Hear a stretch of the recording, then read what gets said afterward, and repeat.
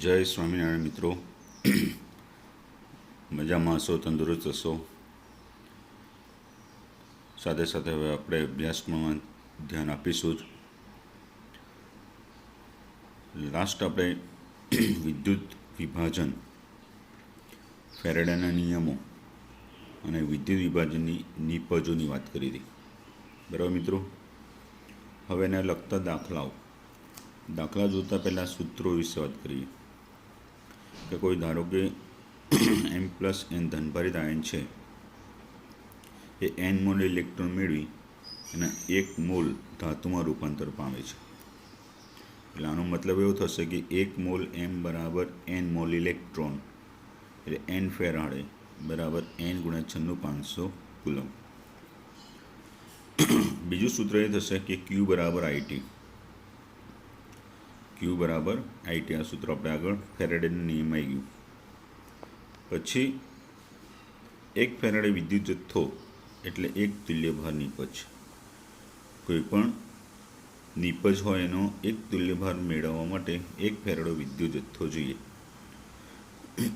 તો માટે IT upon 9500 Faraday, IT કુલમમાં થયું અને 9500 વડે ભાગી એટલે ફેરાડેમાં કન્વર્ટ થાય. તો એટલા એ કેટલા તુલ્યભાર? તો W બરાબર E અને તુલ્યભાર એટલે EQ ઇન્ટુ IT અપોન 9500 બરાબર ZIT, જે Z બરાબર EQ અપોન 9500. તો આના પરથી આપણે કોઈ પણ બે નિપજ કે તુલ્યભાર વિશે કેવું હોય તો W1 અપોન W2 બરાબર ગુણોત્તરમાં IT 9500 ઉપર નીચે ઉડી જાય એટલે EQ1 અપોન EQ2 બરાબર.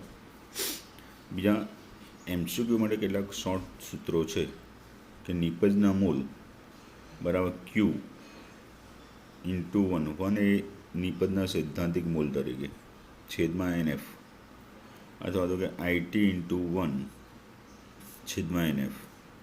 1 મિત્રો યાદ રાખો નિપજના સૈદ્ધાંતિક મોલ. નિપજનું વજન તો નિપજનું વજન બરાબર Q ઇન્ટુ સૈદ્ધાંતિક mall into A upon NF, અથવા IT ઇન્ટુ સૈદ્ધાંતિક mall into A upon NF બરાબર. એ રીતે નિપજનું કદ, તો નિપજનું કદ બરાબર લીટરમાં NRT અપોન P, એ તો આપણે જાણીએ. તો N એટલે આપણે મોલનું સૂત્ર જે હતું એ મૂકી દઈએ, IT ઇન્ટુ સૈદ્ધાંતિક મોલ છેદમાં NF ગુણ્યા RT બાય P. બરાબર, આ સૂત્રો છે. હવે દાખલામાં આપણે જોઈએ તો કે કોયડો, પહેલાં કોયડો 3.10 CuSO4નું દ્રાવણ 10 મિનિટ માટે 1.5 એમ્પિયર પ્રવાહ વડે વિદ્યુત વિભાજન કરવામાં આવ્યું તો કેથોડ પર નિક્ષેપિત થયેલ કોપરનું દળ કેટલું હશે? તો મિત્રો પહેલાં ફર્સ્ટ ઓફ શું કરવાનું કે જે ડેટા આપે છે T 600 સેકન્ડ, I 1.5 એમ્પિયર, તો Q બરાબર IT equal to 1.5 ampere into 600 second, તો 900 કુલમ મળશે. હવે વિદ્યુત વિભાજક તરીકે કયો છે? CuSO4. તેનું આયનીકરણ તેને Cu+2 અને SO4- 2 મળે. એટલે કેથોડ ઉપર Cu+2નું રિડક્શન થઈને આપણને Cu મળે. તો એ સમીકરણ પરથી આપણને શું ખ્યાલ આવે કે ભાઈ 1 મોલ કોપર બરાબર પેલું 63 ગ્રામ કોપર. કોઈપણનું 1 મોલ એટલે એનો અણુભાર કે પરમાણુભાર વજન. તો 63 ગ્રામ કોપર મેળવવા 2 મોલ ઇલેક્ટ્રોન એટલે કે 2 ફેરાડે એટલે કે 2 ગુણ્યા 9500 કુલમ વિદ્યુત જથ્થો જોઈએ. તો આ પરથી આપણે રિવર્સ કરીએ તો 1,93,000 કુલંબે 63 ગ્રામ કોપર. તો આપણો સૈદ્ધાંતિક રીતે વિદ્યુત જથ્થો કેટલો પસાર થાય છે? તો કે 900 કુલમ. તો 900 કુલંબે કેટલા? તો ગણતરી કરીએ તો આપણે કેટલો હશે? 0.2938 ગ્રામ. બરાબર મિત્રો. આગળ લખાણ સંબંધિતમાં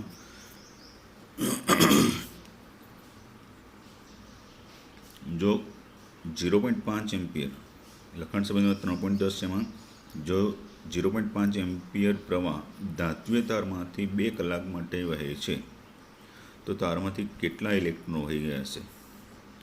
તો આપણાને આપ્યા મુજબ I 0.5 એમ્પિયર છે, બરાબર મિત્રો. ટી 2 કલાક છે, એનું સેકન્ડમાં કન્વર્ટ કરી દેવાનું. કલાક કે મિનિટ હોય એને સેકન્ડમાં જ, બરાબર, કેમ કે એમ્પિયર ઇન્ટુ સેકન્ડ બરાબર જ કુલમ થાય. તો ક્યુ બરાબર IT બરાબર 0.5 એમ્પિયર ગુણ્યા 7200 એટલે 3600 કુલમ. હવે જાણીએ છીએ મિત્રો ફેરાડેના નિયમ પ્રમાણે કે એની વ્યાખ્યા પ્રમાણે કે 96500 કુલંબે 1 ફેરાડે. તો 3600 કુલંબે કેટલા? તો આટલા ફેરાડે થશે. 1 ફેરાડ એટલે 1 મોલ ઇલેક્ટ્રોન એટલે 6.022 ગુણ્યા 1023 ઇલેક્ટ્રોન. તો આટલા ફેરાડે કેટલા? તો એ રીતે ઇલેક્ટ્રોનની સંખ્યા મળી જાય, બરાબર. પછી કોયડામાં થોડો ક્વેશ્ચન આધારિત પ્રશ્ન કે ધાતુઓ જેનું વિદ્યુત વિભાજન રીતથી નિષ્કર્ષણ થાય તેની યાદી. તો જે ધાતુઓ કે તેમના સંયોજનોના સ્વરૂપમાંથી રિડક્શન કરી મેળવવી મુશ્કેલ હોય તેવી ધાતુઓ તેમના સંયોજનના વિદ્યુત વિભાજનથી મેળવી શકાય નહીં, જેમ કે sodium, potassium, calcium, magnesium, aluminium. ખાસ કારણ કે તેના રિડક્શન પોટેન્શિયલ ખૂબ ઓછા હોય એટલે એનું રિડક્શન મુશ્કેલ હોવાથી વિદ્યુત વિભાજન દ્વારા જ મેળવાય છે. 3.12 કોયડામાં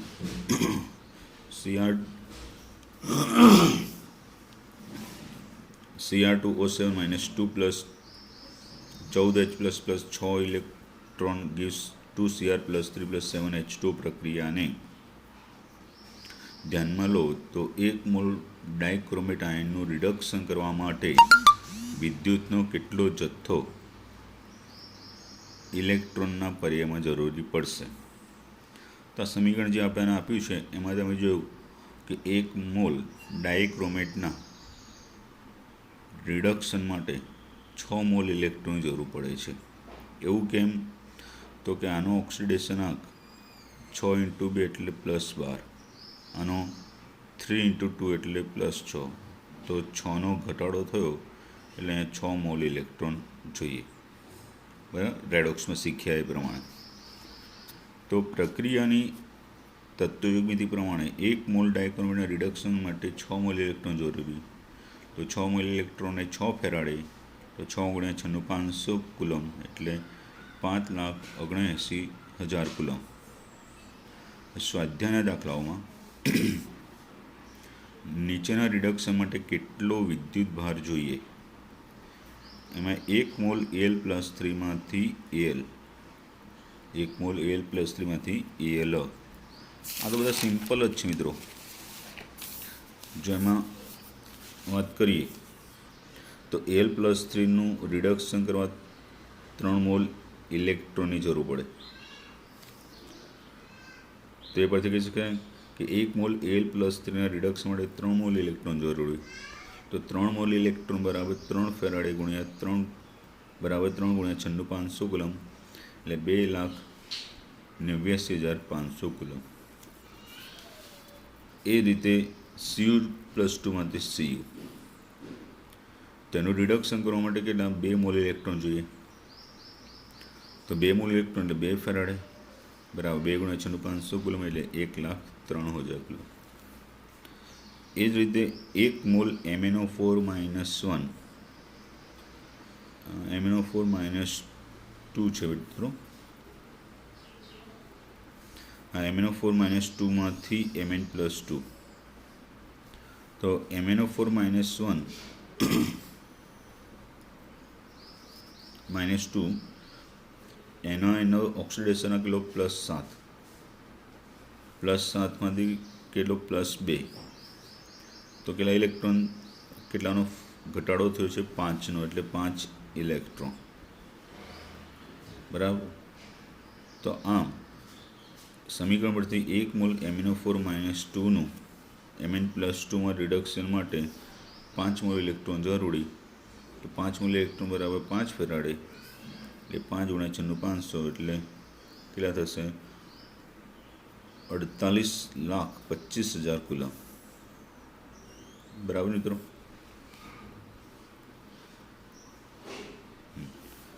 ચલો આગળ. નીચેના ઉત્પાદનો ફેરેડેના પર્યાયમાં કેટલા વિદ્યુતની જરૂર પડશે? પિગલિત CaCl2માંથી 20 ગ્રામ કેલ્શિયમ. તો CaCl2 આયનીકરણ કરે એટલે Ca+2 અને 2Cl-. એમાં Ca+2 2 મોલ ઇલેક્ટ્રોન મેળવીને Ca માં રૂપાંતર થાય. તો એ સમીકરણ મુજબ 1 મોલ Ca બરાબર 40 ગ્રામ કેલ્શિયમ બરાબર 2 મોલ ઇલેક્ટ્રોન બરાબર 2 ફેરાડે. કેમ કે 2 મોલ ઇલેક્ટ્રોન જોઈએ ને, ત્યારે 1 મોલ Cu એટલે 40 ગ્રામ. એટલે 40 ગ્રામ કેલ્શિયમ મેળવવા 2 ફેરાડે જોઈએ. તો 20 ગ્રામ માટે કેટલા? તો 1 ફેરાડે. આપણે અહીંયા ફેરાડેમાં લાવવાનું છે, એટલે કુલમમાં કીધું પછી આગળ 96,500 વડે ગુણવાનું. પિગલિત Al2O3માંથી 40 ગ્રામ એલ્યુમિનિયમ. તો Al2O3નું આયનીકરણ કરો એટલે 2L+3 વત્તા 3O-2. તો સમીકરણમાં 1 મોલ એલ્યુમિનિયમ બરાબર 27 ગ્રામ એલ્યુમિનિયમ એ કેટલા? 3 મોલ ઇલેક્ટ્રોન જોઈએ એને રિડક્શન કરવા, એટલે 3 ફેરાડે. તો 27 ગ્રામ એલ્યુમિનિયમ એ 3 ફેરાડે. તો 40 ગ્રામ એ કેટલા? તો 40 ગુણ્યા 3 ભાગ્યા 27 એટલે 4.44 ફેરાડે. નીચેના ઉત્પાદન માટે ઓક્સિડેશનના પર્યાયમાં કેટલા વિદ્યુતની જરૂર પડે છે? 1 મોલ H2O માંથી O2. તો H2નું ઓક્સિડેશન થાય તો 1 મોલ H2ના ઓક્સિડેશનથી 1/2 O2 મળે. તો સમીકરણ મુજબ 1 મોલ H2માંથી O2 મેળવવા 2 મોલ ઇલેક્ટ્રોનની જરૂર પડે. એટલે 2 ફેરાડે એટલે 2 ગુણ્યા 96,500 એટલે 1,03,000 કુલમ. તો એ રીતે 1 મોલ FeOમાંથી Fe2O3, FeOનું Fe2O3માં રૂપાંતર થાય 1/2 Fe2O3, એટલે 1 મોલ ઇલેક્ટ્રોન જરૂર પડે. કેવી રીતે? કે FeOમાં Feનો ઓક્સિડેશન +2 અને Fe2O3માં Feનો +3 છે.